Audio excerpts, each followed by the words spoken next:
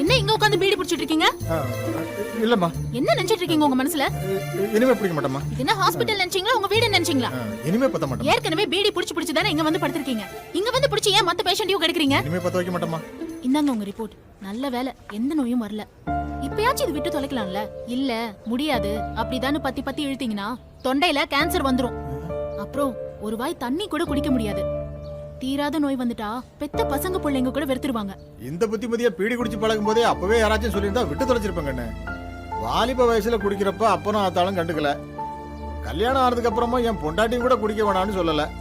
நான் பெத்த பிள்ளைங்களும் அப்பா வாச்சேன்னு என்ன சொல்றதுன்னு விட்டுட்டாங்க.